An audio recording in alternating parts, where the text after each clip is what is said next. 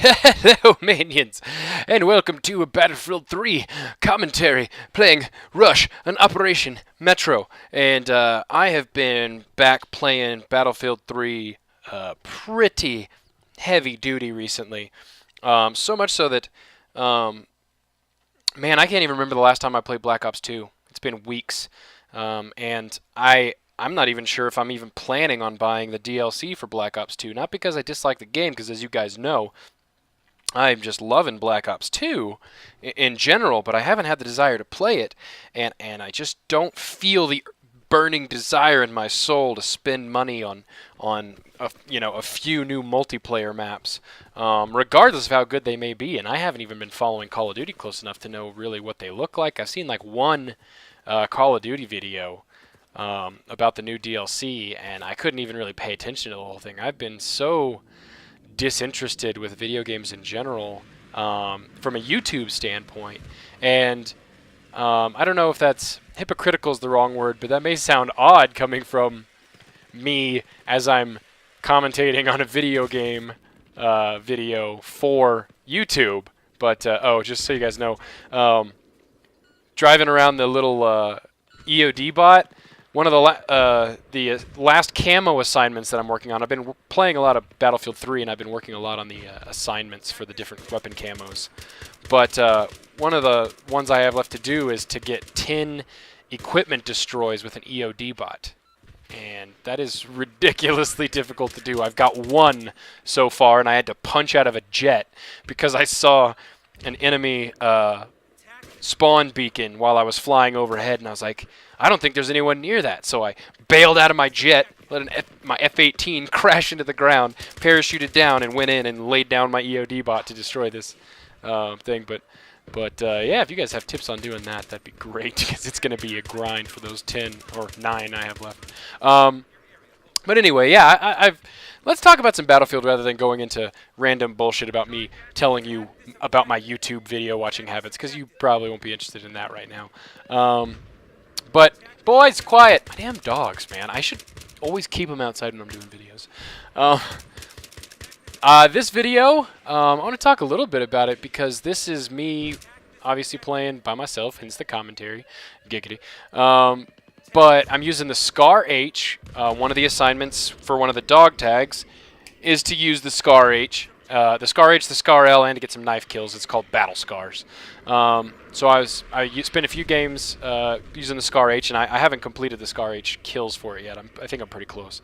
But for the Engineer class with the Scar H, because that's where it's available, I have found that this gun on fully auto just does not work for me.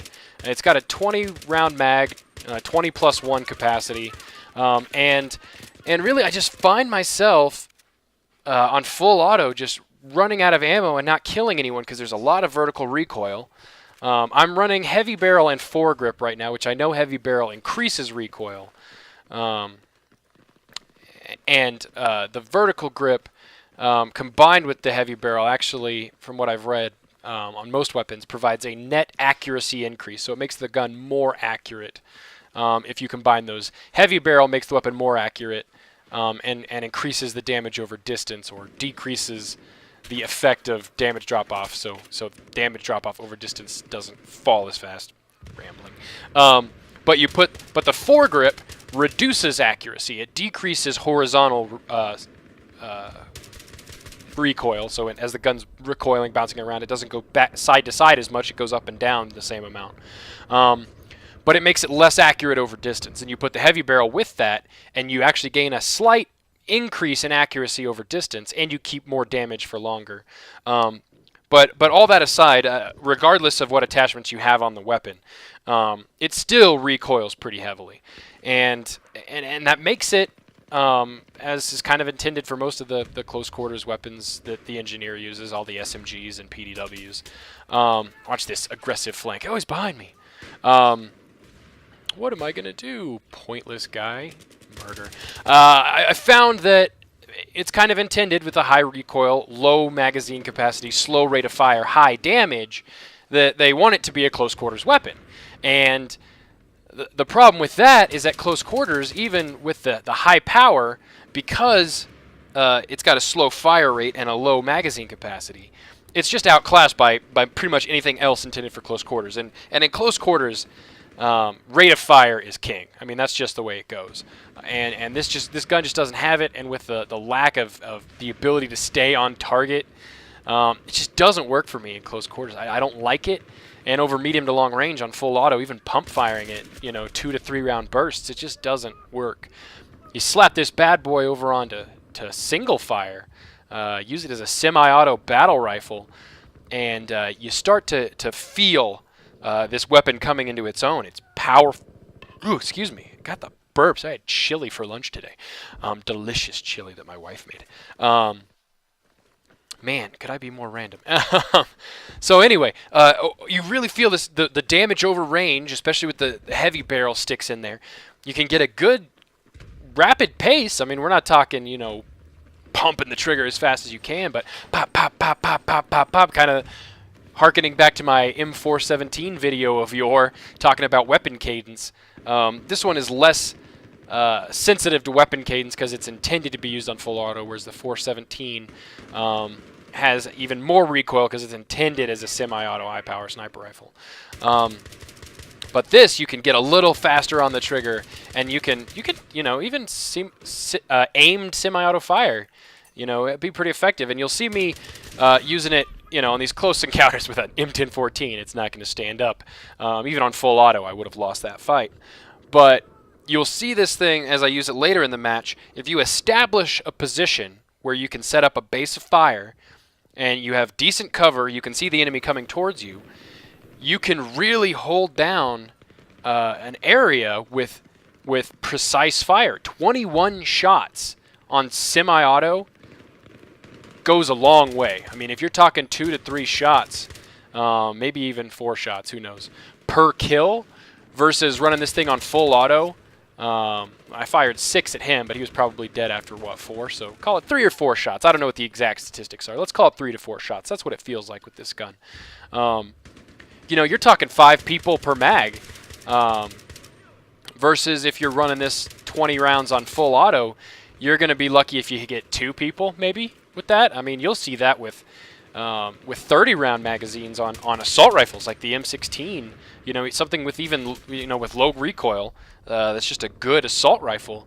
You're going to be lucky to get 2-3 people on a mag, but 20 rounds semi-auto with this higher damage weapon, and you can clear out an area if you're not up close and eating sponging bullets. If you're using precise fire over range, this thing really holds its own, and you'll see that as this match wears on. Obviously, these first areas are very, very close, but I am trying to stick again to the perimeters using the semi-auto capability of this weapon and its power.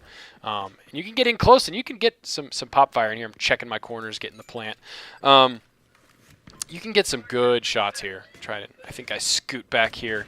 One of my favorite strategies when attacking this bomb point is to shoot down these bathroom walls so you can kind of create some concealment. It's obviously not cover. They can shoot right through this. And a lot of times, even if someone comes in checking corners, they're not going to look for you behind this wall.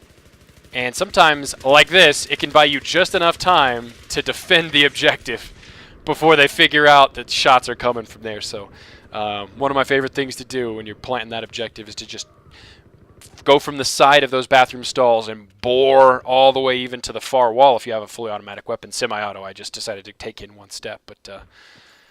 But give yourself some concealment in there. Don't stand out and try to actively defend the area. Let them come in, and when you hear the beeping of them starting to defuse the bomb, step out, boom, boom, boom, boom, kill them.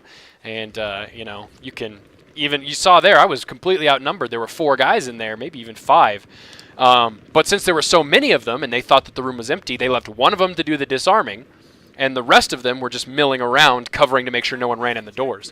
Well, when I stepped out and killed the guy defusing, nobody else thought to step up and try and defuse because they were all in their frame of mind. They were already safe. They were just making sure no one came running in.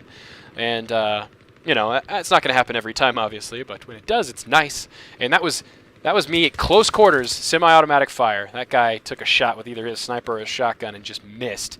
So I got away with one there. But again, you'll see how you can really use this weapon's capabilities, and you know, just there. You know, I wasn't using it here because I believe using it as engineer, I was running it with explosives. Yeah, I can see on the screen right there. I'm running squad explosives.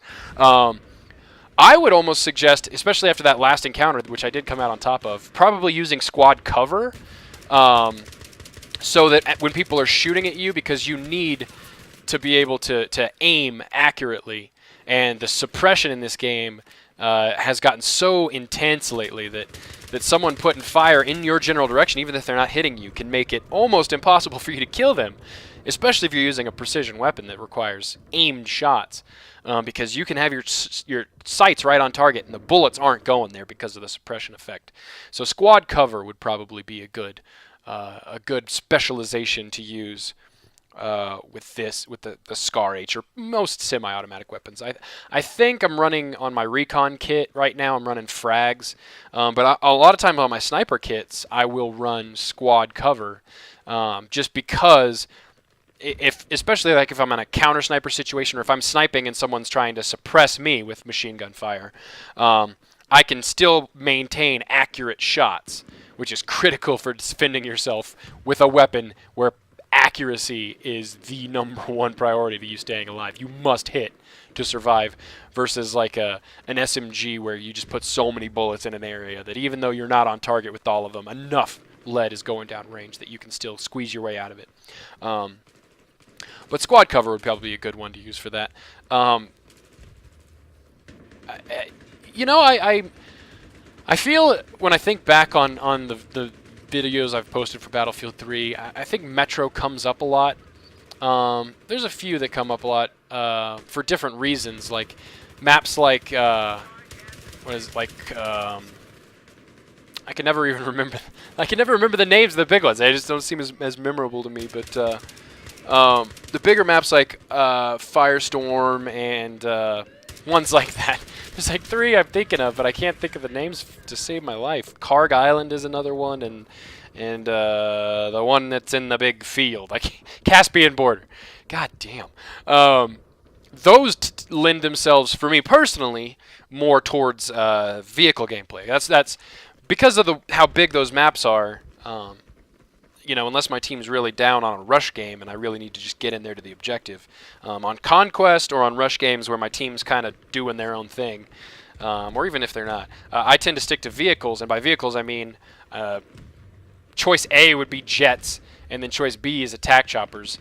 I would almost say choice A is attack choppers because I have more fun in attack choppers because they're a bit more of a challenge, and they're, you know, you've got a little more maneuverability with those. I would love a lot more little birds, you know, scout helicopters in those maps.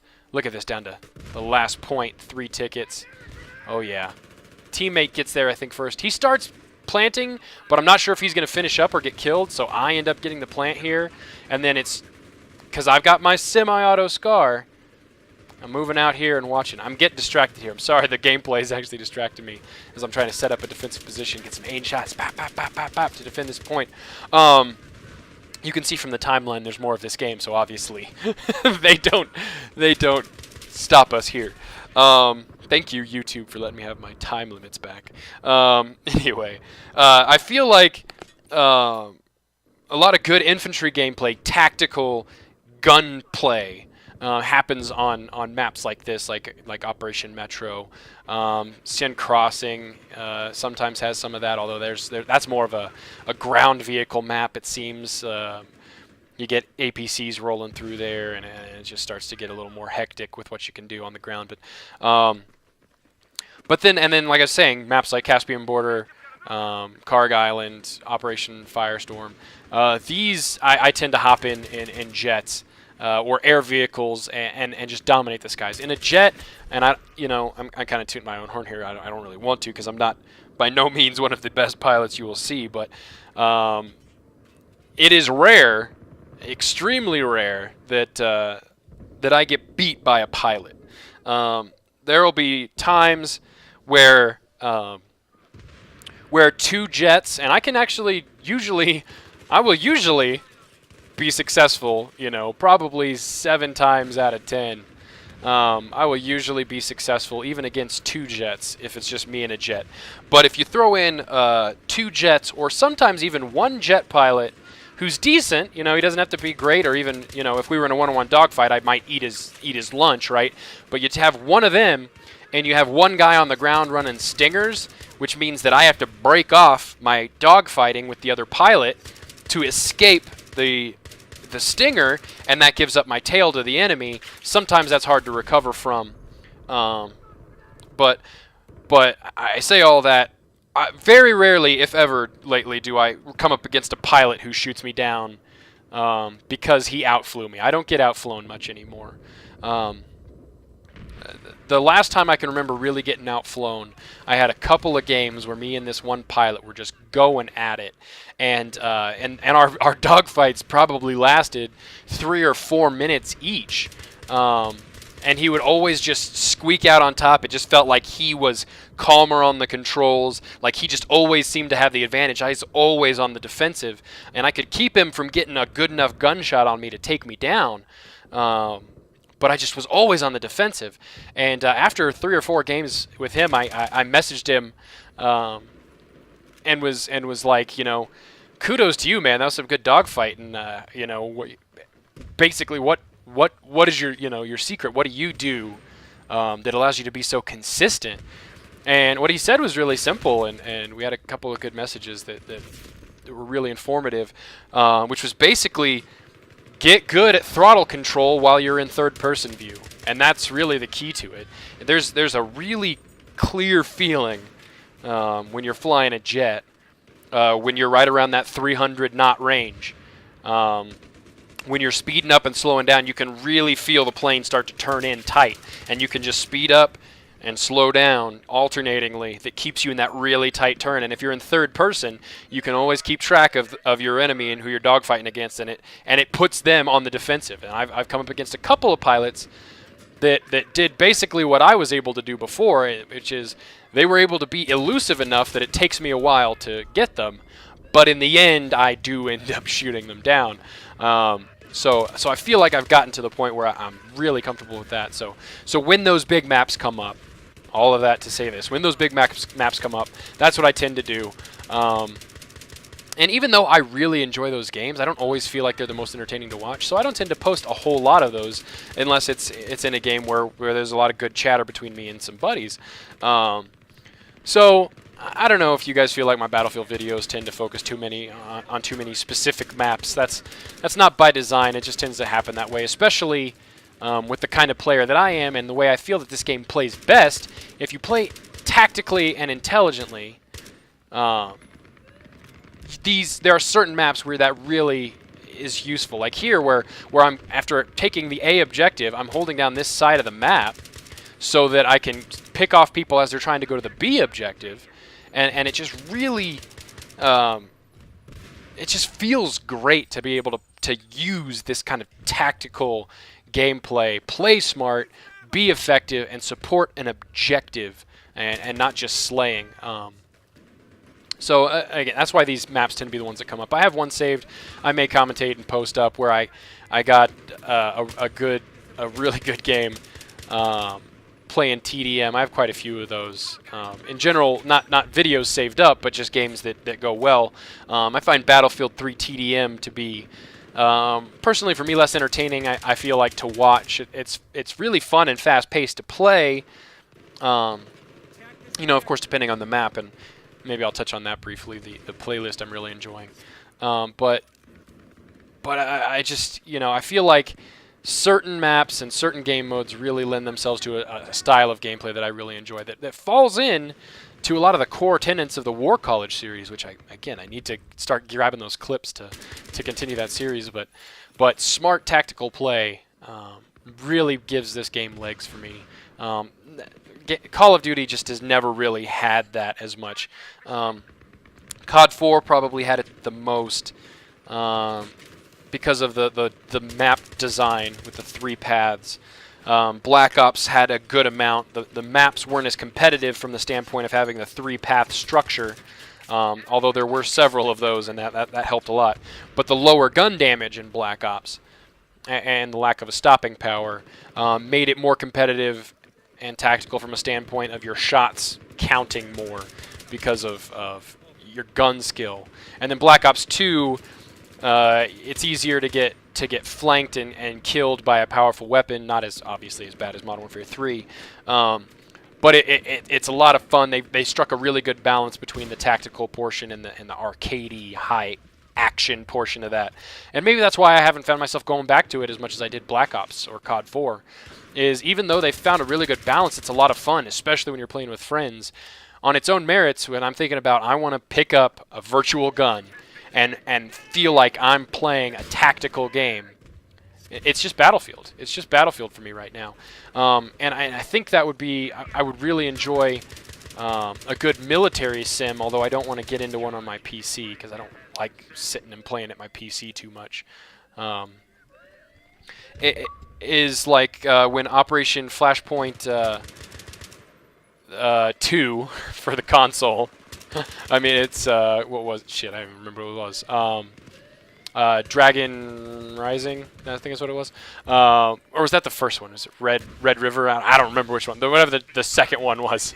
I loved the single player of that because it was a really kind of, it was still not a real military sim, but it was much closer than most games you'll play on consoles. On PC, there's, you know, Operation Flashpoint and then Arma, which is, I'm not going to get into the relationship between the Arma guys being the Flashpoint guys and they split off, but military sim, you know, is a cool genre that I would like to see done better on consoles.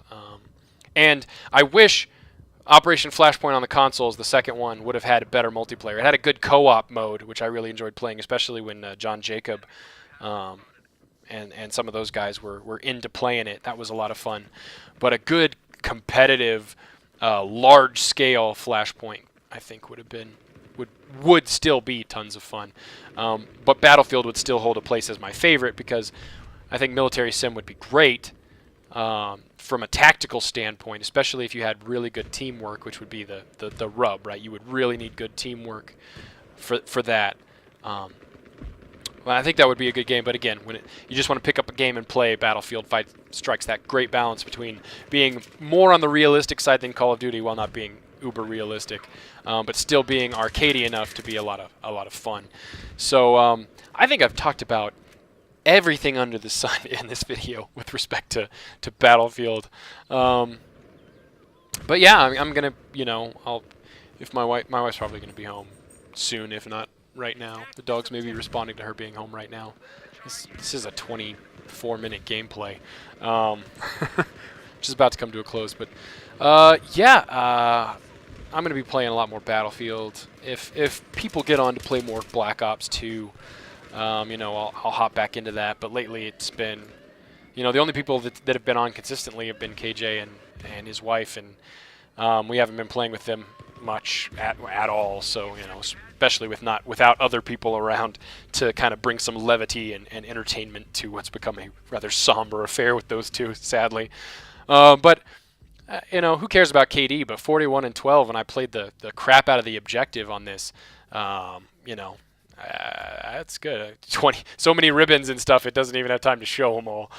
But you know, just loving Battlefield. I'm looking forward to the endgame DLC, Capture the Flag.